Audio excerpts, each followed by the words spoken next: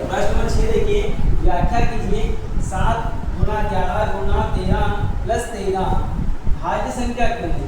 भाज्य संख्या ऐसी संख्या जिसमें एक और खुद के अलावा अन्य संख्याओं से भी भाग चला जाए तो होती है भाज्य, और एक अभाज्य संख्या क्या होती है, इसमें एक और खुद के अलावा अन्य संख्याओं से भाग नहीं जाना चाहिए, ठीक है, तो वो अभाज्य संख्या होती है। चलो चेक करते हैं भाज्य संख्या क्यों है। तो हम इसको मान लेते हैं, माना x के बराबर 7 गुना 11 गुना 13 प्लस 13, ठीक है। देखो ये यहाँ से लेकर इतनी जो संख्या गुणा में है, और जो गुणा में होती है वो पूरी संख्या एक होती है और ये दूसरा भाग हो जाएगा, ठीक है। प्लस हो या माइनस हो, एक संख्या को अलग अलग दो भागों में बांटता है। तो यहाँ पे प्लस है, इसने इस संख्या को अलग बांट दिया, इस संख्या को अलग कर दिया है। तो यहाँ से हम इतना संख्या का क्या कर सकते हैं, दोनों में से कॉमन निकाल सकते हैं।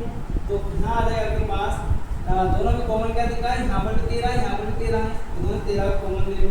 अंदर क्या बचेगा, 7 गुना 11 गुना 13 एकम 13, कॉमन लेने का मतलब है भाग लेना, ठीक है, उस संख्या का, प्लस 13 एकम 13।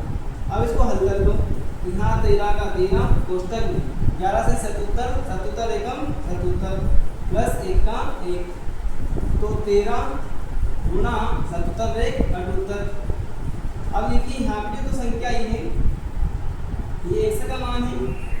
अब यहाँ देखते हैं कि ये जो संख्या है, ये संख्या 2 से विभाज्य है, और इसमें 2 से भाग चला जाएगा, यानी कि ये संख्या का गुणनफल जो भी आएगा वो उसमें एक और खुद के अलावा 2 से भी भाग चला जाएगा, और साथ ही हम देख सकते हैं 13 से भाग जा रहा है और इस 78 से भाग जा रहा है उस संख्या में। इसलिए हम बोल सकते हैं कि चूंकि संख्या x में एक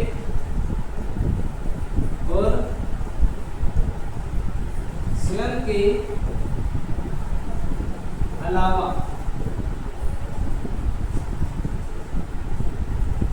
अन्य संख्या से भी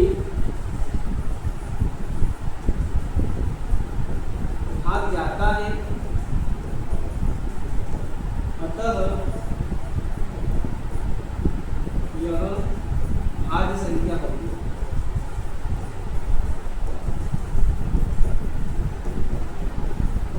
ठीक है, आया। चल इस प्रश्न का रिवीजन कर लेते हैं। देखिए हमने जो संख्या दी गई थी उसको हमने क्या किया, एक से बराबर मान लिया है, ठीक है। और इस पूरी संख्या में हम देखते हैं कि ये यहाँ से लेकर यहाँ तक ये संख्या है, ये पूरी गुणा में है, और ये एक संख्या जो है प्लस में आ गई है। तो ये गुणा में जो संख्या होती है पूरी एक मानी जाती है, और जो प्लस या माइनस में होती है उसको एक अन्य भाग माना जाता है उस संख्या का, ठीक है। तो हम इतने में से दोनों में से 13 को कॉमन निकाल सकते हैं, हमने 13 कॉमन ले लिया। अब यहाँ का जो 7 था इसको हम वैसे उतार दिया, 11 को वैसे लिख लिया, 13 को भी हमने 13 में भाग कॉमन निकाला है, तो 13 का भाग क्या लगा, 13 एकम 13, तो यहाँ पर 13 एकम 13 हो गया, ये एक आ जाएगा उसके स्थान में, ठीक है।